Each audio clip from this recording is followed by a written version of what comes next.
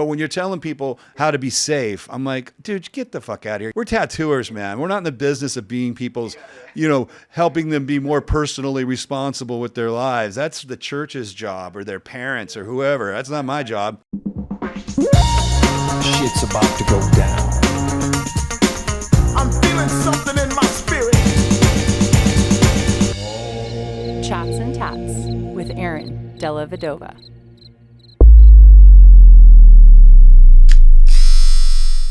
Hello, friends. Welcome back to Chats Tatts with me, your host, Aaron Della Vedova. I'm super excited about today's guest. We're going to get into a lot of stuff. He's been tattooing for 26 years, so he's been around long enough to talk about the old days, the current days, and maybe even have some opinions about where the future of tattooing is going. I think we all wonder that. I know I do all the time. This thing has grown so quickly and dynamically that I'm like, what could possibly happen even cooler than what's already happened? And something will happen. I don't know what, but he'll have a lot of, I think, insights into that. But another part to this man's career is the fact that he does Tabori tattooing. And a lot of you out there that are tattooers know exactly what I'm talking about, but some of you that don't might not. Tabori tattooing is, and I'm going to let him break it down in his terms, but just to highlight it, it's just the hand poke tattooing of the Japanese. There's no tattoo machine, long stick, needles on the end, and by hand, boom, they put it in. That's the way it was done there for thousands of years, and until as of late, when these little electromagnetic machines turned up, I don't know, 100 years ago, 80 years ago, whenever that was. But that is a big highlight of his career, and I want him to kind of get into that. So with all that being said, let's just get him talking, all right? Everybody, please welcome Rueben Kayden. Hey, everybody. Hi, Aaron. Thank you so much for having me on the show. My name is Rueben. My working title in Japanese is Horikei. Hori is to carve. Sometimes you'll see it at the beginning of somebody's name. And it comes from the fact that in the day of ukiyo-e woodblock prints, the woodblock carvers were more of like tradespeople. So tattoo artists consider themselves more like tradespeople. So we've taken that same kanji for Hori. And then the second one, a lot of times you'll see will be a family name, or sometimes just something funny, or, you'll also, if someone is teaching you and they're the second and you take over, you'll be the third, to that effect. So my working title is Horikei. Hori is to carve, and Kei comes from Sonkei shimasu, which means respect. Do you speak Japanese? Sakoshi. A very little bit. I could probably find the train if I really wanted to. I'd probably sound like a child doing it, but a little bit. Yeah, I took some classes a while back, and I knew if I was going over there that I needed to have a little in my vocabulary. I started tattooing in '99 in Boston, and a year later was the re-legalization of tattooing in Boston. It had been illegal since '63 or '4, I believe. There was an area called Scully Square, and it was where all the riffraff were. The sailors would come in, and they wanted to clean up the area. And New York had a similar thing, so they had taken tattooing and said, "Oh, it's the problem. It's the problem." So they used it to get the Board of Health on board to go in martial law, gangbuster style, and close down all these tattoo shops. So Boston followed in suit in '63 or '64, like I said. And then a man by the name of Stephen Lamphere began suing Massachusetts to get it legalized. And then so he fought the system for 10 years, I believe. And so I was so lucky. '99, I decided I'm going to order a kit out of the back of Outlaw Biker Tattoo Review. And yep, Kaplan, right, from New York. Oh, yeah. So I ordered a kit from Kaplan. I ordered it cash on delivery, which you can't even do anything like that anymore anyway. And I remember I was taking a shower or something like that, and the doorbell rang, and I was like, oh. And I tried to run down there, and I had missed the UPS delivery guy. I was so upset, so I ran down the street and I had like a tank top on or something like that. I had money in my hand, and I was waving it, and I was like, I was supposed to get a delivery. And he looked at me, like I was crazy. And he's like, I can't just give you this package in the middle of the street, man. And I was like, oh, man, it's a tattoo kit. And back then, no one ordered stuff like that, online. And the guy was like, really? He was very excited for me. And he goes, all right, go back home. I'll loop back around and I'll get it to you. Like, okay. And so, I had told myself, okay, I'm going to talk to some tattooers and figure out how to, put this together and what to do. This is pre-YouTube, there was no, just go online and figure out how to do anything. But half an hour later, no, I had revved up and I was tattooing myself. And at the time I was working at an art supply store. And so most of my clients were, my coworkers, which were weirdo artists. It was awesome. And I had a little room like this in my house, and I just taught myself how to do it. And then in 2000, when it was re-legalized, I was very, very lucky to have met Nathan Alexander, who opened the second shop after the re-legalization. And I worked for him for about 5 years. And then after that, I moved on to the first shop opened in Cambridge, Massachusetts, which was called Chameleon Tattoo. And I was there for 18 years. So yeah, I only worked in 2 shops my whole career. And then I think it was like 8 or 9. Yeah, 08 or 09 was when my first trip to Japan was. And there was a woman by the name of Crystal Mori, and she used to have, it was called Gomineko, which was a Japanese tattoo reference book. She had lived in Japan for, I think, 15 years at the time. And she put up a post, this was the era of MySpace, that she was offering tours for tattooers over in Japan. So I jumped on it immediately, and I went over there. It blew my mind. A lot of the iconography that you see, that's drawn, when you see it everywhere all the time, it makes so much more sense. It's so much more impactful and powerful, and she was my introducer to my master, Horikei from Saitama, Japan. And I've been learning under him ever since, I've currently had to take over our shop. The building that I was in, it was supposed to be demolished, unfortunately. And then, so the owner had to shut it down. He wasn't a tattooer, but working for him for 18 years, I told him, I said, listen, if you want to give me the torch, I will keep it alive for you as the first shop open. So I kept the name, and we moved the shop, and we're almost 2 years now. So that's a recap, but yeah. Wow. Well, that's a good one. I like it. Now we know where it started and how you got to where you're at. And interesting. So this part where you go to Japan, at first it's just to see the country of Japan, to see the art of Japan. But then while you're there, you get introduced to your master. And how does that process go down? Yeah, but I had met him through Crystal, and she actually brought him to America for a tattoo convention. So I was really lucky that he stayed with me, and I didn't have any intention immediately to learn Tabori. I was just enamored by the culture and the art and the tattooing, obviously. But then when we would sit down, we were having these conversations, and we realized that we were kind of living the same life, him in Japan and me here. And we came together over so many things, and it was really, really awesome. And so I had gone back to Japan after that on another tour, and I had jumped off the tour for a day. I went and visited him and started that connection that way. And then he started coming over to the States to tattoo as well. So that's when we really started to kick it off. And then I finally asked him if he would teach me. So yeah, very blessed. Was he a strictly Tabori tattooer? So he does what's called Soul Tabori. Soul Tabori is all by hand. So even the outline, shading, everything. And he makes all of his ink daily with sumi and suzuri, and he grinds his ink pretty much every day. So that's something that I try to do as well. Mm-hmm. Yeah, that's a tricky one. So I never heard the term that gives you the distinction between the ones who use a machine to outline and the ones who don't. But aren't most Tabori artists nowadays, most of them outline with a machine and then fill in Tabori style? Yeah. I mean, honestly, I've only done a handful of Soul Tabori by him. Usually when I do my Tabori, it's machine outline, and then but I'd also I'd say at this point I'm about 75% all machine, and then about 25% Tabori, because the clientele isn't the same. They're looking for a different path. They're looking for that connection and sort of a way to tap into the roots.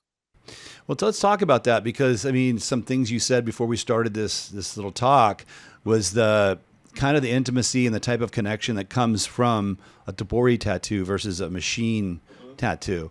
I kind of know what you were saying, but I want you to describe that again, because that was interesting. Sure. So the hottie or the needle is the very point of contact, right? So if you think of that as the point in which the energy is transferred, right? Whether it be physical kinetic energy or spiritual energy. And so I think with Tabori, what really happens is, before I start, obviously, I really try to clear my head and my mind and everything, and have good intentions and leave all of the bad stuff behind, because you don't want to be putting that into someone, right? So, but the physical energy from me into you, I mean, we're all empathic to a certain degree, right? And so I think that the same thing is happening with Tabori. When you're tattooing them and you're focusing on that energy, it's a human to human contact. There's no electrons, there's no machine, there's no rotary, there's no cart, there's no nothing. It's simplicity at its best, right? It's art made by humans for humans. There's no computer, no AI, no nothing. And in this day and age, that's so rare that when that happens, you've talked about it before, even when you're tattooing someone and it's difficult or easier, it doesn't matter, you're drained, right? You're putting your life force into this person and vice versa. So I think that, just the energy transfer, I think it's as pure as it gets. And I really appreciate that aspect of it. I love that. Yeah, the older I get and the more electronics have taken over my life, as everybody else, I'm starting to really value that kind of stuff again. Like, man, what's out there that's still analog, like the simplicity of that. I made a deal with myself that when I go and I walk my dog every day now, several times, and I used to just be walking, just like that. And I told myself, I'm like, why are you doing that? Why are you doing that? And there's birds chirping, there's sun on your face, there's all of these amazing things, and you're like a horse with blinders on. You're just like the smell, smell, sight, emotions, all of it's all interconnected. And I think that that time to sort of like decompress, right? Like I don't think that we utilize that enough in our lives. And I was reading something a little while ago, and they were talking about like your dog is being walked. And if you're walking your dog and you're pulling them, right? They're trying to do it. They're showing you the way, right? They're like, stop, smell. I mean, obviously they like smells that I'm not particularly fond of, but and one of the things that they were saying was, let them stop and smell, because part of their stress and everything decompresses when they do it. And it was such a simple thing. And I said, well, it's the same for me, right? So I try to like, just embrace, and like I love the way that you go, hello table, I am you, you are me, because you understand that oneness with all of those things. I had a moment a while ago, I remember it was really windy.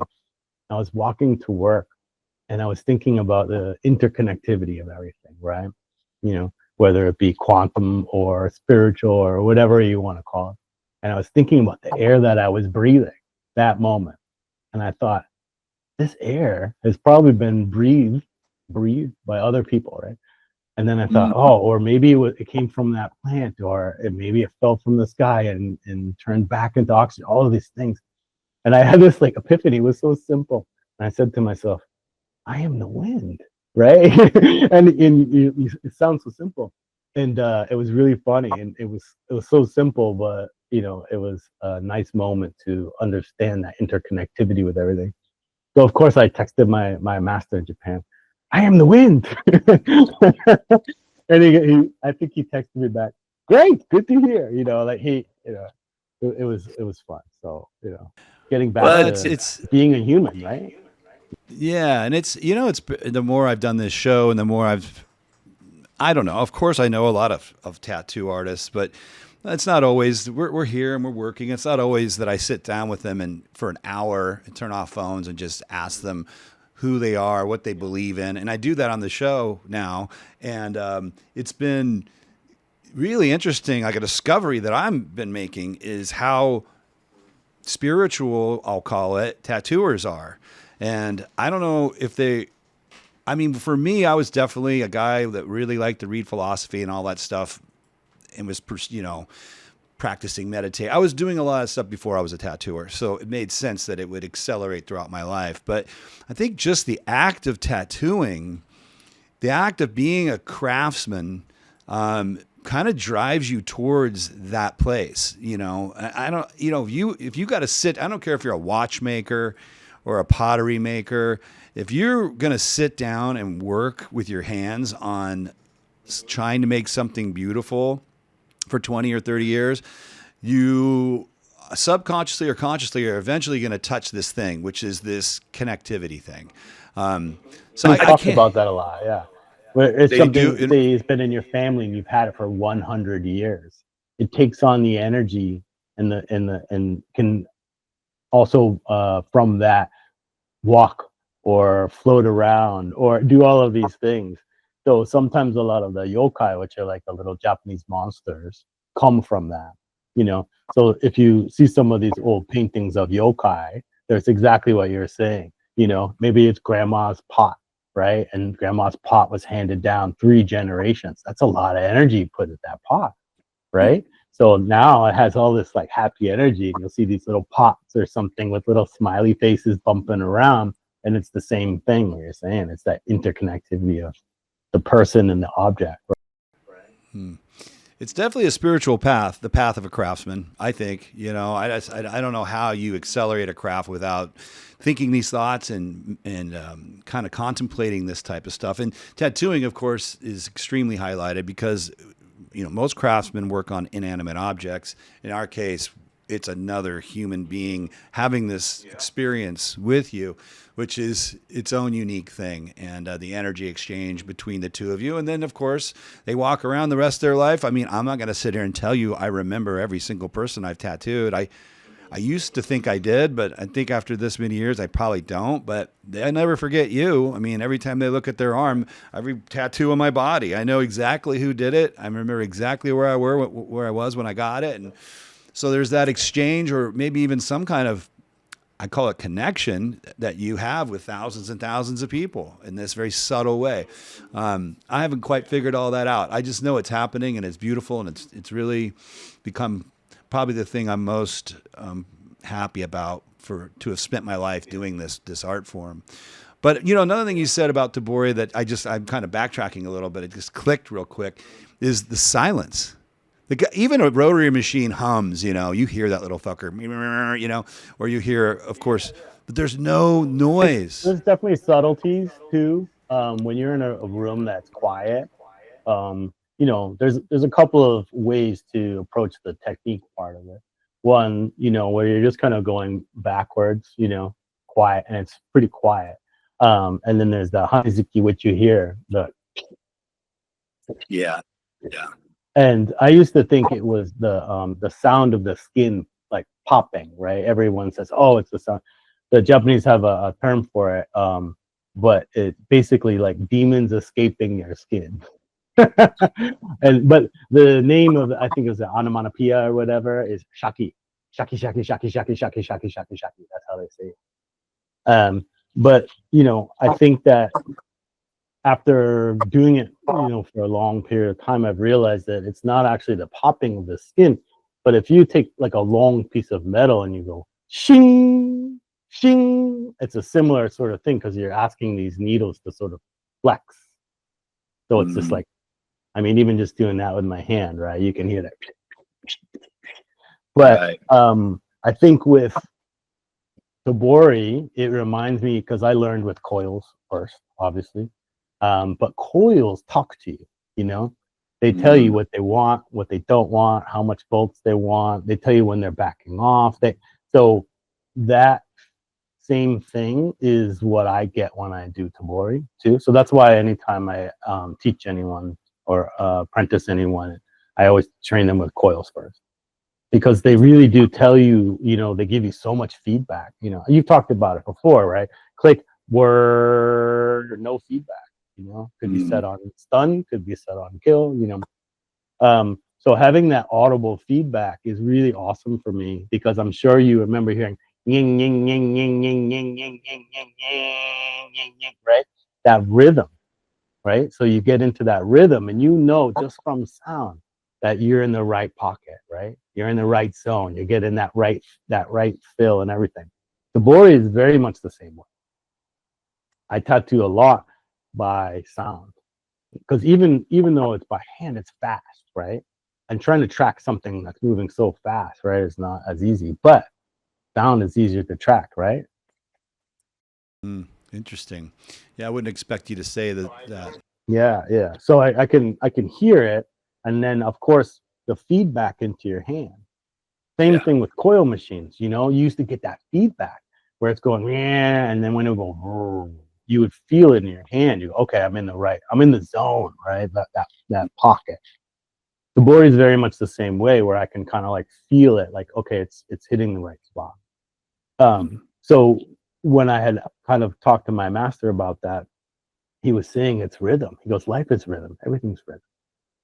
He's like, if you get in the same rhythm as that person and Tabori all at once, now you've got that synergy where everything is just working together, So, Very true. Very true. And that's interesting. You said that you can, it makes sense now that you explain it. I've never been tattooed Tabori, which I'm almost embarrassed to admit that. I probably should have had a couple opportunities where it just didn't work out.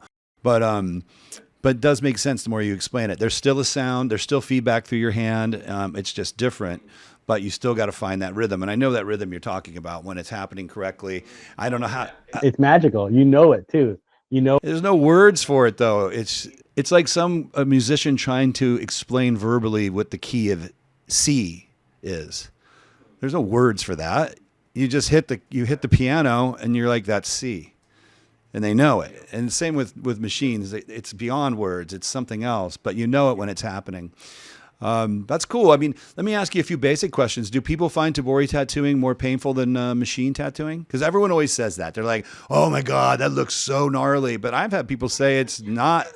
I've had a lot of like feedback from people and my input. And I think what happens is when a machine is running, it's so fast, it looks like a pencil. Right? It's a constant. So your brain, and as a human, can't understand what you're seeing, right? And when I show you a Tabori needle, I compensate by having more needles so that I can cover more ground. Whereas even if you have a 7 or something, it's quite small, but it's moving so fast it can do its work, right? So I think when people can see what's happening, it scares them. Right? The ignorant part is bliss. When a machine is just whirring and then it's not, whereas people, if they can see what's happening and the amount of needles that are going in, it can spook some people. Right. But I always say this to my clients, if you were to say, what would you rather be tattooed by, a single or a 50? Right. I would want that 50 because it's displacing energy, right? So the more needles you have, the more displacement you have, the less like pinpoint pain you're gonna have. Mm-hmm. With Tabori, a machine only can travel a couple of millimeters, right? So it can move fast, but it can't create energy, right? I can create energy.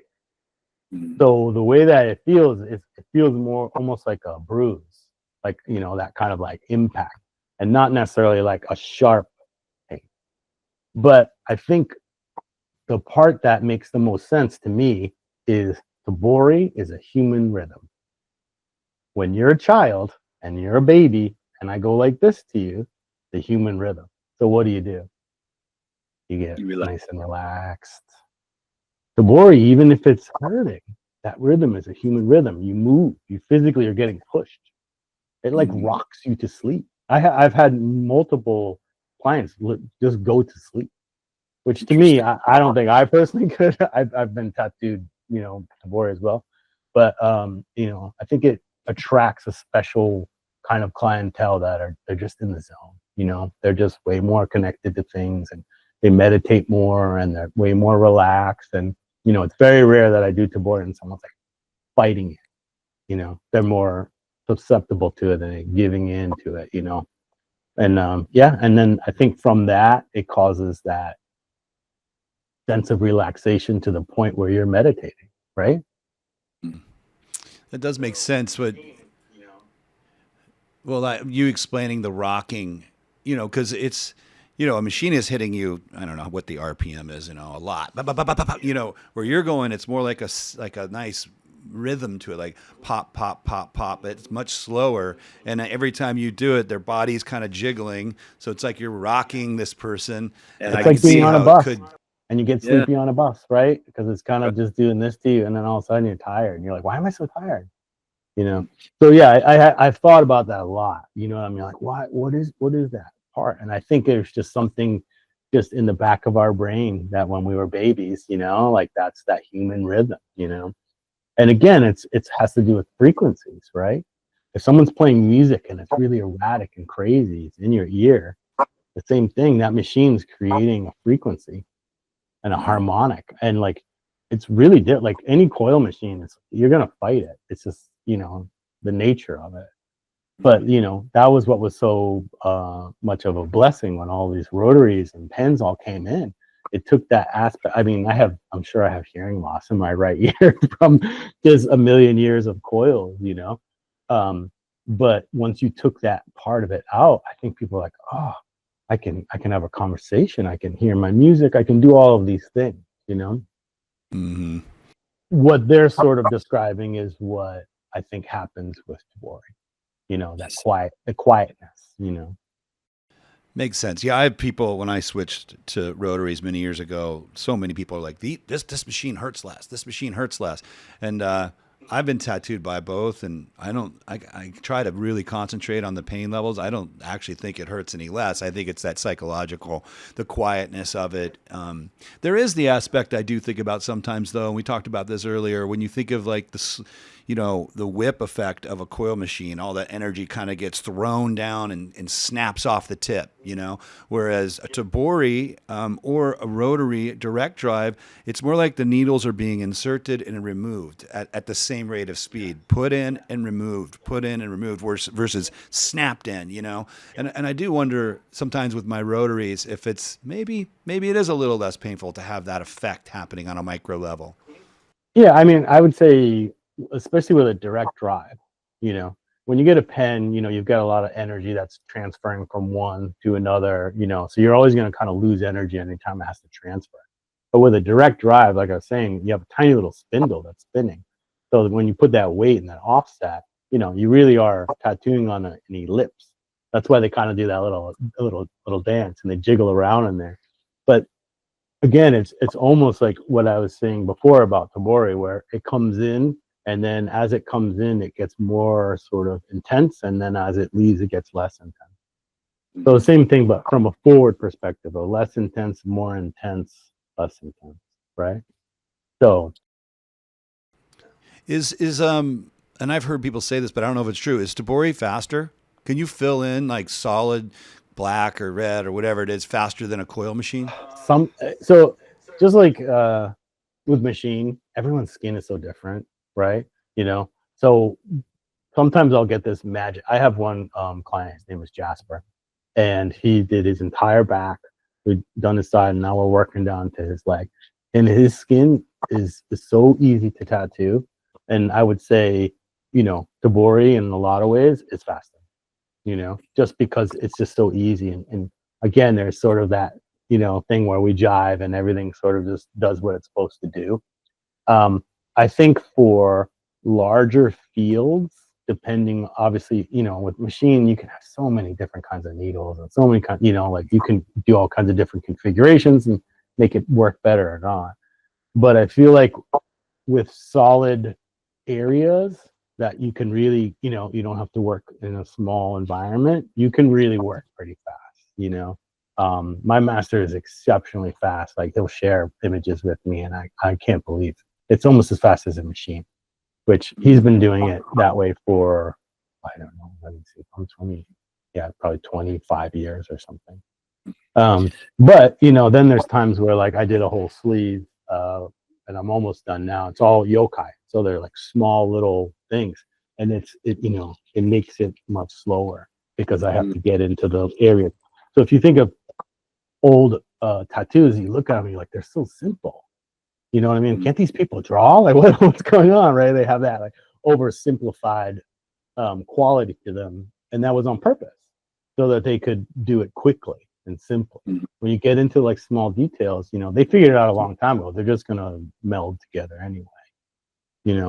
So I think like with machine, there's infinite combinations of needles and machines that you could just really put a solid field in if you wanted to. I think one of the hardest things with Tabori is light gray solid fields. It is the hardest thing. That's one of the hardest things with a regular machine. Yeah. Well, I mean, I use Sumi, so Sumi is definitely more forgiving, where you can just kind of tattoo it almost like a color, and then it does this really nice evening out, and it becomes kind of silvery gray. But one of the things that my master had told me, he goes, anyone can just stab something red, but to build like a nice gradient, you were talking, I think, to one of your interviewees a while ago, and you're saying how his fades and his water was just like, it blew your mind, and you're like, that's so amazing. I feel like that when I look at my master's work, but with machine, I feel like black and gray is a little easier, right? A little more forgiving. You can build, and it's especially now with pen, very easy. But by hand, it's the opposite, because you're trying to really make a completely even feel. So your rhythm has to be perfect, and your depth has to be perfect. And the other thing that people don't think about a lot is when a machine starts running, it will only create so much energy or power, kinetic energy. I can create more, or I can create less. So it's one more thing that you have to think about. How hard am I pushing? Am I pushing the same amount of impact every time? So it's actually really amazing because you could turn it sideways and have a tiny little 3 needle. You can turn it sideways, you can have a 30 plus needles, but infinitely tunable, right? It's almost like if you could think of like TIG welding, right? You have a rocker switch, right? And then you're feeding at the same time. So you're kind of doing a symphony of things. But TIG welding is like the top of the welding food chain. Why? Because you can infinitely tune it while you're doing it. Tabori is very much the same way. So if I want something to be like hard to light, pushing really hard, and then I said, almost like a whip shade, right? But a whip shade with a machine it's always going to hit the same. So you have to just really be careful. But with Tabori, I can very light. And no matter how good you are as a Tabori artist, there's just certain things that really can't do. I mean, right? You're never going to see a Tabori artist doing a color portrait. So, well, maybe I'm wrong. I don't. This is a long time ago. My master had come over.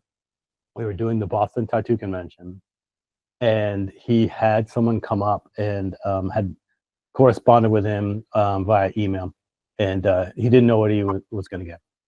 And he wanted him to do a portrait of Jesus. And I think maybe hands and like all this stuff. And I was like, and I was trying to be the middle person there and be like, oh, sensei, I don't know. And he was like, I owe it to him because he wrote to me and he has put his faith in me and everything, and he did, and it was amazing and it looked really nice. And afterward, I said, what's going on? And he said, I should have been able to do that without hesitation. Tabori can do anything. I was like, oh. He's like, I think I'm going to do a portrait. And I was like, okay. And it was a week or two later, and he did a water buffalo in black and gray portrait. And it's amazing. It's amazing. So it blew. And again, I was trying to tell this person, oh, no, Jesus is not Japanese tattooing. And, and he was like, no, I got you, and he did these tiny little rosaries, and each one was rendered with a little highlight. And it was really amazing to watch him do it.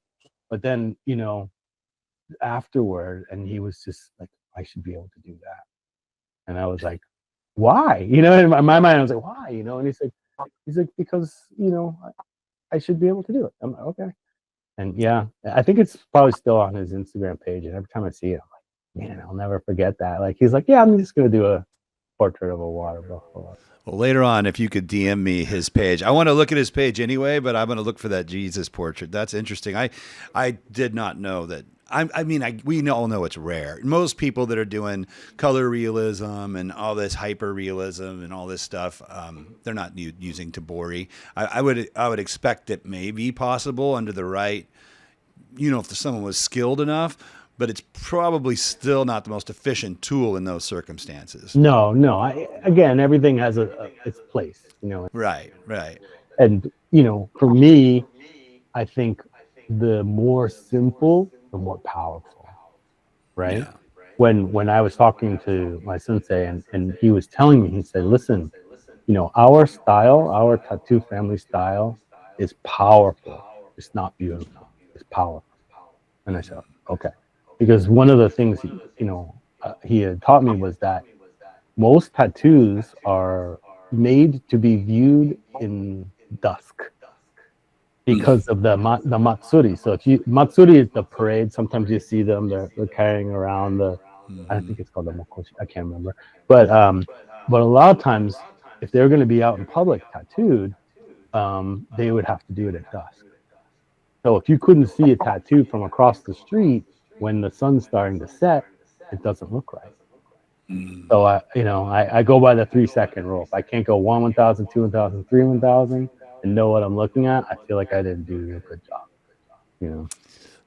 I agree. I mean, I don't do Tabori, but I'm constantly I'm constantly removing things from my designs. Like, well, really, does it need all this? So I have a question for you. So say you have a consultation, right?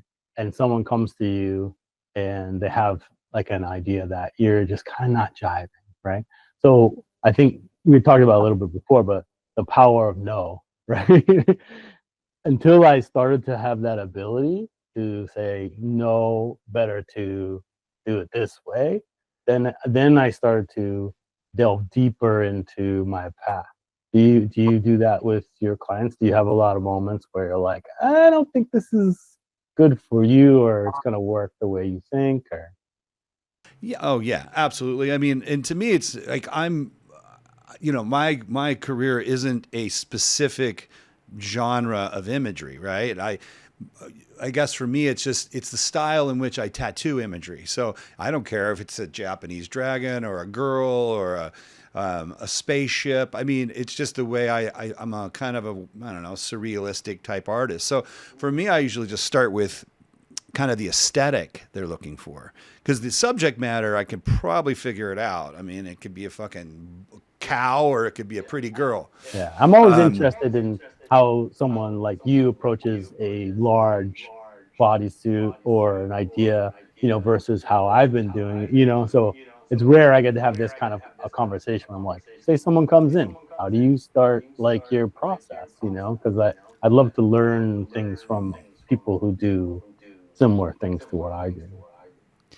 Yeah, there's a couple different ways. It depends on how they come at me. A lot of them come at me and they already have, I've seen you do this type of stuff. I want a back piece and something, and then boom, it's pretty simple for that person. Other people, they don't seem they don't know where they're going quite yet. They just know they like my work. In those cases, I'll sometimes tell them, why don't you spend a week online and just send me 10 tattoos you think are cool? Not even from my page, like anywhere in the world. And then it's a really cool trick because they send you these 10 tattoos and right there, I know I'm not the artist. I'm like, you just sent me a bunch. That's kind of what I was asking. Yeah. Because sometimes people come in and they're like, I love your work. Oh, thank you so much. And then, again, I'd love a portrait of Jesus from you, and then you're like, but that's kind of not what I do.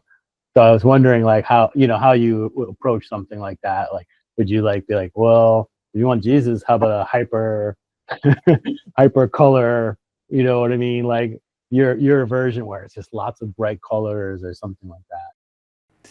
It depends. If they're loose enough and want to let me get a little weird with the idea, then I might go that way. But I mean, again, I'm talking about how it's been for me the last, nowadays, I really don't tattoo a whole lot. I only averaging 2 or 3 days a week. And of course I've got the show to do, and I've got 2 large tattoo shops, 20 something tattooers here.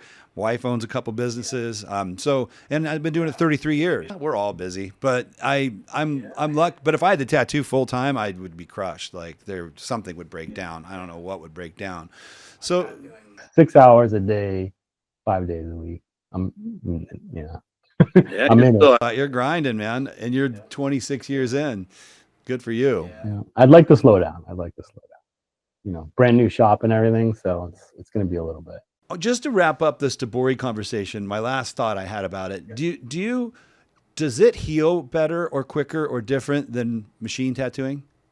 So for the most part, when you use sumi is more natural as well. And again, it's case sensitive, but I think that you can, like I said, you can infinitely control that power, That's kind of what I was thinking. Yeah. Like you can't just like over tattoo someone because it's too fast, right? So like a machine could be going really, really fast, where it's like I can't go fast, right? The only thing I could really do is make too much impact, right? So I would say it heals easier but longer. So tattoo machine, you're only a couple millimeters in, and it's very fast, so it kind of has this sunburn effect, right? It flakes off or whatever. With Tabori, you'll get that same sort of thing, but then you'll notice a week later it'll start like that waxy, it'll like slough off again, and then you're like, oh, okay, and you put stuff on, and then maybe like one more time, right? Because there's more kinetic energy, right? So it's a little deeper, I think, depending on what you're doing, right? If you're doing solid black or solid color, a little more impact, a little more depth, But again, it's case sensitive. There's some of my clients, I see them in 5 days and they're like, it's totally done. And then other people, I see them, a week or two later and they're like, it's still waxy, It can sometimes be a little scary where that top layer sometimes can look pretty angry and then it just all goes away, It's almost more like I feel like how tattoos used to heal with like all coil, where someone's like, oh man, you have that thicker scab, but then when it's gone, it's in there, right? Right. Interesting. Well, let me ask you this, because you're a guy who obviously we've talked a lot about Tabori.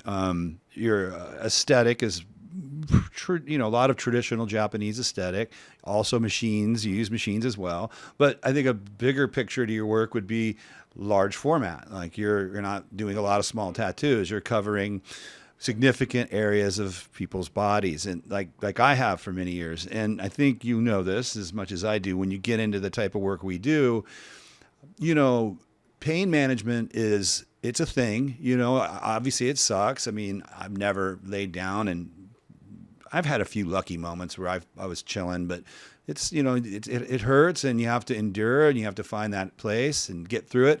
And that happens for all tattoos, but the smaller ones, and I don't want to, let's just be fair. I mean, if you're getting an hour-long piece on your forearm, it's just not even close to when someone's six hours from their nipple to their hip. Those are wildly different pain threshold moments in those two circumstances. And so for guys like us, pain is, I wouldn't call it an issue. It's just one of the challenges that they have to manage. We have to help manage. I do think there's a lot of polite things tattooers can do to help with that. And you know what I mean? You can be nice about it. You don't got to be aggressive. You can wet that little towel down. And I like to wipe people really gently and kind of stroke them a little, like to show them, I'm not here to hurt you, bud. I'm just trying to get this ink in. Little things like that. I do have some Bactine I keep around that I squirt on people once in a while when I feel like they need that extra. They're getting to a dark place. And I've played a little bit with some numbing creams, but I want to get into that a little bit, like pain management in general and how you see it as how you deal with it, how you support people in that realm, but bringing it all the way to how you might feel about some of these more powerful numbing creams that are being produced nowadays. Yeah. I think you are right though. When you're doing such large scale work, it's a different mindset going in, I think, than, I want something on my forearm, one and done. Because they see that door out before they even sit down. When you're getting tattooed for 3 hours, like you said, on your ribs or something like that, like you're in a dark spot for a little while, and I understand that. Unless you are, again, someone who's really, really good at just going away. I've been pretty lucky in my career that, people that choose these large format pieces sit great, like to the fact where I'm like, I don't think I could sit like that. Like, you're amazing, and I always thank them every single, sessions. And, I say, "Otsukaresama deshita," which is basically like, good job. Like you fought through it, I mean, even the word for tattooing, I mean, there's lots of words in Japanese, but one of them is gaman. Gaman just means perseverance towards like a goal. That's just the word for tattoo, I mean, it says it all. I'm not adverse to numbing stuff. I think, you got to do what you got to do. In the style that I work, I'm not in one area for so long that I feel like it affects the skin, I have some people where they'll apply a patch and then they'll put saran wrap over it, and and I'll just peel it off in layers, work in one section, and if it gives them that mental edge, all the power to them. I have Bactine. I use it all the time. I remember a million years ago, I got like my knuckles done, and the tattooer, she was, I'm gonna do some shading now. I'm like, all right, and she dipped her rag into her rinse cup, and I was like, what? My mind was blown. I was like, you can do, and I always do that now. I always have a wet rag when I wipe people. But the same thing, like that last wipe down, it's gonna be cold, and I think being a father has helped a lot in that realm where you're like, I get it, you know what I mean? Like, let me help you without, being mean about it. Or but yeah, I'm not adverse to some of them. Some of those really strong ones, 10% and higher. I looked up a lot of information because I was like, well, why is it illegal? Why can't I just go and get us, this over the counter? One of the things, and a lot of people don't talk about this, is that it's a nerve block, a nerve blocking agent. And when you put it on your skin, and if for whatever reason you can't get all of it off of there, and some of it gets into your bloodstream, it can get to your heart. And what is your heart? It's just nerves.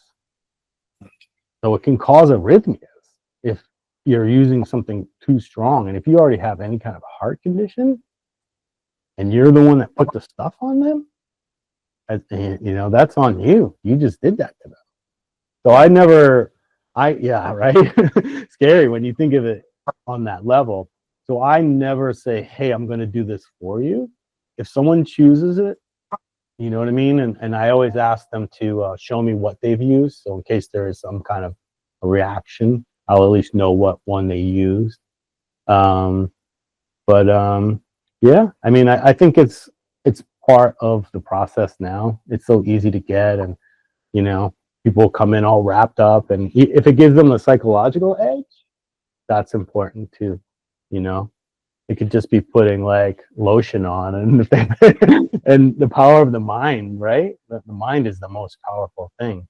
So if you can tap into that without that stuff, you can get the same effects, I think. But you really have to deep. Yeah, I'm with you. It can be done without it. And I think a big part of that challenge is can be resolved with just the intention behind the tattooer that's working on the person. Like, I don't know. I have a big open heart when I tattoo people. I almost feel like when they go into a really tough spot, I feel like I'm there with them. I'm like, I feel the emotions they're going through. I have all this like compassion and all this empathy, and I'll tell them like, dude, I'm sorry. Let's breathe together. Let's just take a few breaths. Let's take a breath, breathe nice and deep, and just them knowing that that's how you're behaving with them can be probably more helpful than any type of numbing cream. But I've had more people showing up with it. I do it like you do it. I'm like, I'm not going to be a part of buying it or putting it on you. I will say you typically need to wrap it up for this long, and I will tell you it's going to slow me down, and you're paying me by the hour. Not a tremendously a lot, but I've got shit to deal with now. I've got plastic to deal with. I've got this gooey shit that I got to get off of there before I can work. And if you want to apply ahead of where we're going, now I've got to wrap. You know, it can do that. I've had a few people that are like, I don't care, you know, and there's some pretty good products out there. And yeah, and I do know the whole thing about surface area is the way it was explained to me. Like, you can put the stronger stuff on, and but when you start covering like an entire back, or huge, that's a big no-no. I watched your episode about tattooing the gentleman that he had been put under, and it was really enlightening. I was because I was on the fence. I was like, I don't know, and then I listened to both of you, and I was like, yeah, what do I care? Not that I had like this like overwhelming opinion. I kind of was just like, I didn't really know what to think. It's something new and it's something different, and then I thought about, well, anytime there's change, right, then there's resistance. And I was like, why am I resistant? I mean, if they want to do that again, that's up to you. But the same way that, the chances of something, right? If you can minimize it, then, for me personally, same idea of like, if you put on tons of that stuff and you get it into their heart, like, oh man, I would feel horrible, without.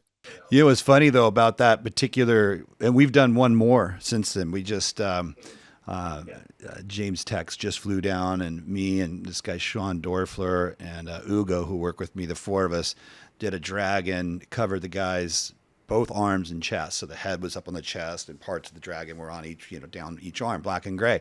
We were able to finish that entire project in, I think it was about 9 hours. And, when we did our first one, definitely like there was a lot of negative comments on those posts. And I don't typically, I've really never had negative comments. That was probably one of the first times in my career. But I got into some, I wasn't yelling back at anyone. I was just asking questions like, why have you considered this? Have you considered? But one of them, it made us dig into like some statistical facts about that particular guy that we did it the first time. He lives up in Santa Barbara. So we did like an analysis of the dangers of driving from Santa Barbara to San Diego, probably 10 different trips versus it was more dangerous to drive the fucking car than it was to go in under anesthesia, because so many people were hitting me for the safety issue. And I was like, well, I guess it's safer to go under anesthesia than drive whatever 10,000 miles in your car. Yeah, I love statistics. Yeah, I mean, I always say that thing too, I could get hit by a bus, right? I mean, you could just be doing everything the right way. And well, the safety thing got me a lot, because I'm like, how many of those people own Harleys and are cutting through traffic on their way to work? Like, we all do things that can kill us or hurt us. And when it's never been my business to tell somebody, you shouldn't ride a motorcycle. I would never say that to somebody. The only argument that sort of hit me, that had, I think, some validity, was just people that were more wanting to preserve this traditional craft, and allowing this new thing to come in changes it, and it does. It changes the landscape. And that one, I didn't really argue with anybody. I was just like, yeah, I mean, you're right. I mean, I don't know how to stop change, whether you like it or not. People are using AI to draw their designs. People are using new types of ink and new types of machines. There's a lot of things that have changed tattooing, and I don't know how to stop that, but at least it had some validity. But when you're telling people how to be safe, I'm like, dude, get the fuck out of here. We're tattooers, man. We're not in the business of being people's, helping them be more personally responsible with their lives. That's the church's job, or their parents, or whoever. That's not my job. job. Say like, if you're a cave person and someone came over and like, I found this thing. It's called fire, and you go, I don't need that. I made this thing. It's called a wheel. I don't need that, right? I mean, there's always going to be something that comes and that's going to mix it up, So I really like that particular interview, and I loved his attitude towards it too. He was just like, I don't care, bring it, And Oh, you call James? So, James Tex? Yeah. Yeah, I couldn't believe it when he said that. You saw me being like whispering it, like ready to get my head chopped off by James Tex, and he was just like, "Oh, fuck yeah, I'd love to try that." I was like, yeah. Embrace the technology aspect of it. I've always liked how things work. I think if it was another life, I might have been some kind of engineer or something. Like I always want to know how things work. I'm always Googling, how does that work? And my wife's always like, really, do you have to know right now? I'm like, yeah, I have to know. So even when like they were first coming out, there was a Swiss company that made a tattoo machine that had this like battery pack, and I got it. I was like, yeah, I was all excited. And I was like, what are you going to do with that? You know what I mean? I was like, it's so cool. There's no clip cord. And then, obviously like the direct drive started coming back around again, And I was like, oh, so I got a bunch of that stuff. And, so I've always embraced the technology, and it's a little bit of like, I guess, sort of the irony that is me, where I love the tech stuff. I love sci-fi. I love cyberpunk. If you see my tattoo shop, it totally looks like a cyberpunk haven, But then I love the traditional side of things, you know what I mean? And I love doing Tabori, and I love, drawing everything by hand. I still use tracing paper. I'm not great on an iPad. I've tried it. And I just get frustrated after a while. So, but again, if you just say, I don't think that should exist, who am I to say that? I'm not here to. In fact, I'd like to be more like water. If something comes at me, I just sort of pass it on. Who cares? You've said it many times. I've watched it. Like, what do you care? What do you care? And I don't. Like I do my job and I go home to my family and I repeat. That's it. Like I don't bother myself with negative energy towards things that have no purpose or meaning in them. And that's, I've talked in person, face to face, off camera, even to so many tattooers about this subject. I have yet to meet one that did care. They're all like, shit, man, go for it. I mean, some of them said, I'd never do it, but I don't mind if you do it. It's just an example of kind of like how this online social media thing works.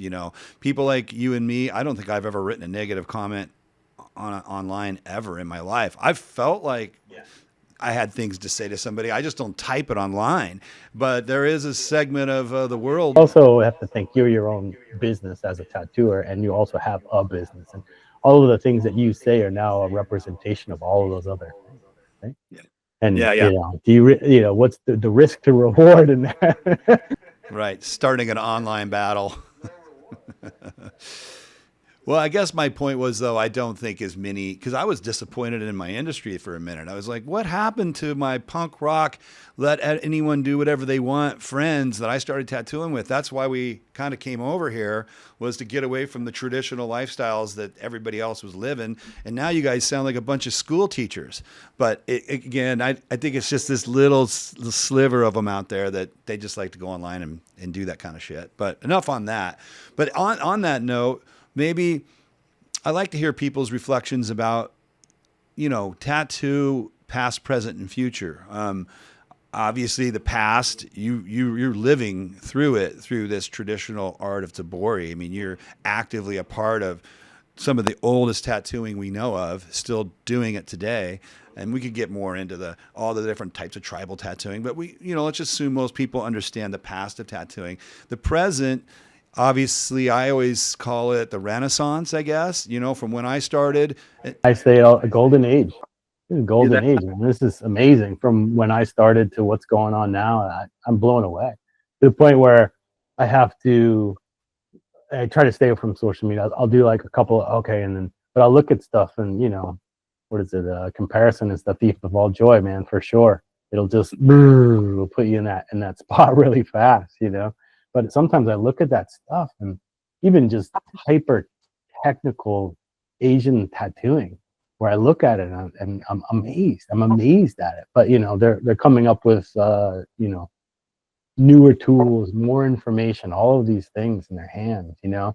And the more and more that I start to see that, the more and more I start leaning towards when something is by hand, like it looks like it's made by hand, right?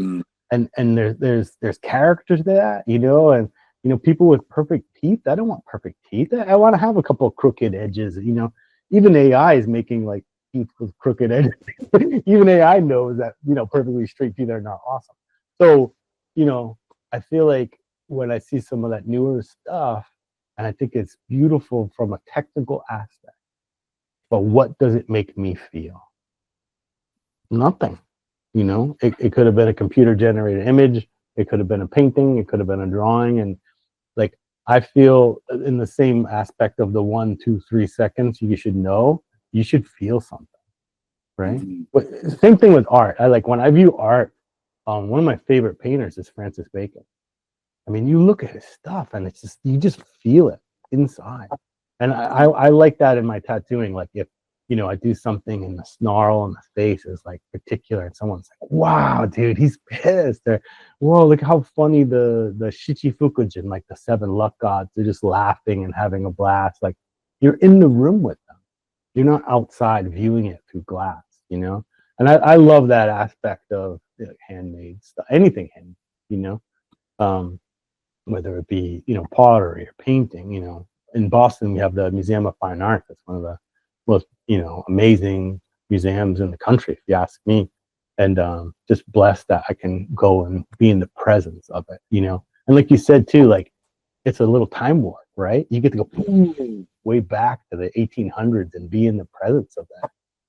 It's pretty amazing to me, because what we're living in, like this impermanence too, right? Constant impermanence. You know, you do your tattoo and you know that it's going to be gone. You're going to be gone. They're going to be gone. Right? There's that impermanent. I mean, there's beauty to that, obviously, and understanding it. You've talked about it before. You know what I mean? We're all going to die, you know? And I feel like, you know, the permanent now is how I really try to, you know, kind of think about things. Obviously, you got to have a game plan, especially if you're business owner, husband, you've got kids, and you don't think about the future, everybody's in trouble, right? But yeah. I think like that's what's so amazing to me when you're doing a tattoo is you are like, for me at least, there's nothing else happening. It's wild, and there's nothing else in my life that I can do that requires like focus of energy, like hands, brain, soul, whatever it is. I'm so hyper, and you know, that becomes Zen, right? So you know, to me, like, you know, you had said it before. This is the greatest job on the planet.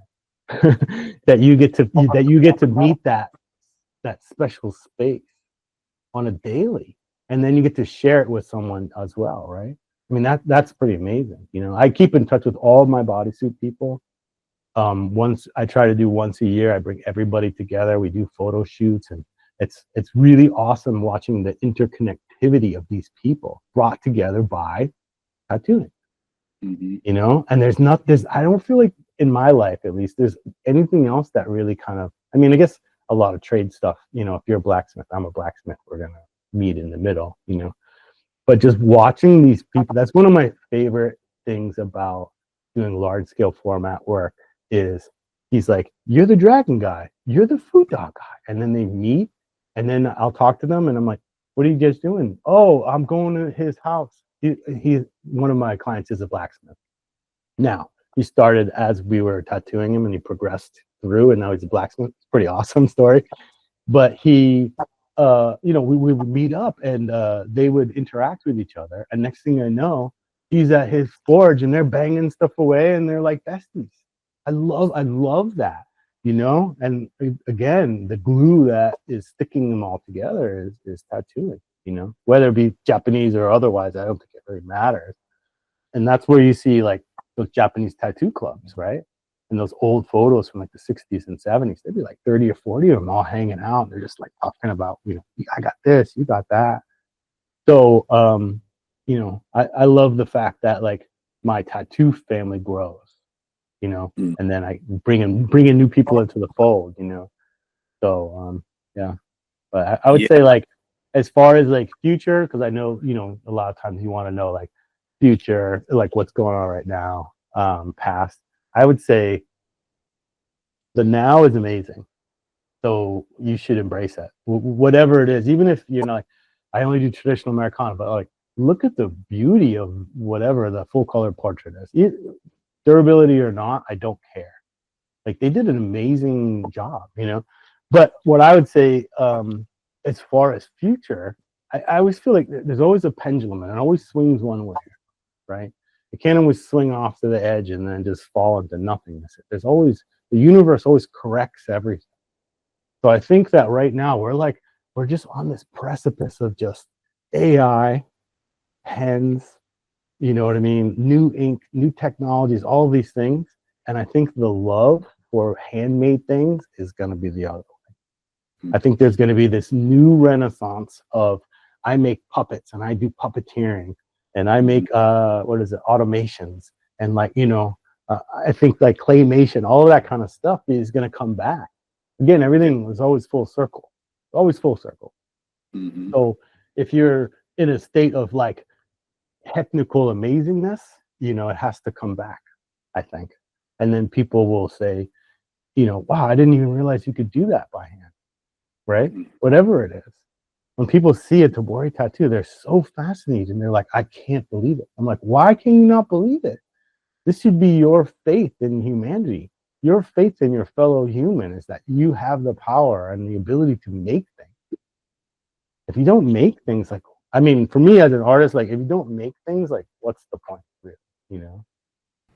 I know you said a lot of good stuff there, and I do think you're right. I think analog, handmade, vintage. I think we're going to see a huge revival and all that stuff because we're all just super.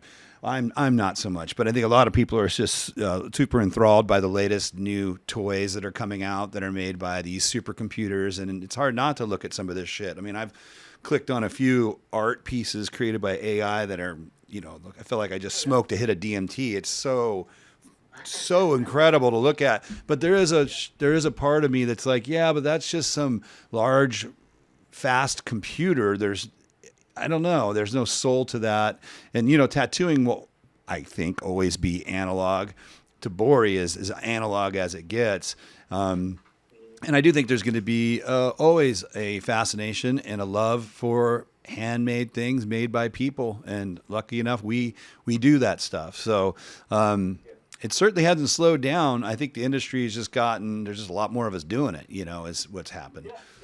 Yeah, I mean, I know that's a hot topic, especially with older tattooers. You know, there's too many people, and the business is slowed down, and all of these different things. And you know, I just recently watched the one with Ryan. We were talking to him, and he was like, "No, these are the numbers. It's gonna like increase exponentially over blah blah blah." You know, but in some ways, you know, I think that some people that kind of like hopped on board because it was trendy and cool and fun, and they're going to tattoo their friends because they got something off of Amazon, like all the power to them.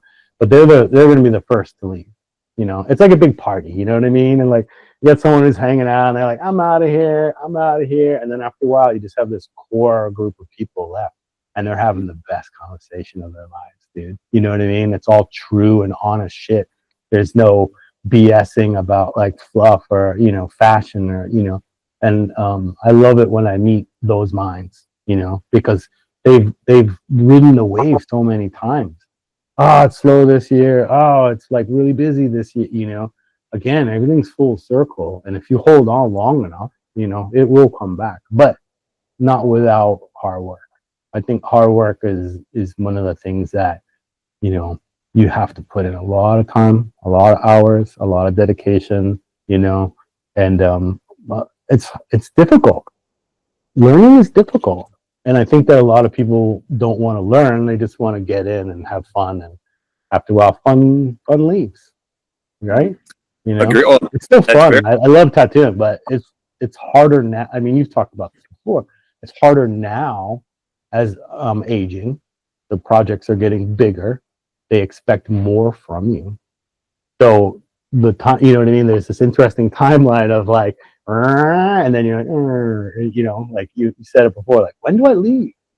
Do I hang out at the party too long? Oh, I don't last at the party. Like, am I the, you know, the person on the couch that shouldn't be there anymore? You know, but I think like one of the things that I like to hold dear to me is, you ever seen Jiro Dreams of Sushi? Oh yeah, love Okay, it. so they asked him at one point. They said, "When will you retire?" And he goes, "When I'm too hideous to look at by my clients." I'm gonna use that one. There you go. When I'm too hideous and I can't do it anymore, and then. Oh, that's fantastic. That's fantastic. Well, you're absolutely right. I'm not ready to leave the party yet. I have seen a lot of people who are starting to leave the party, and that's fine too.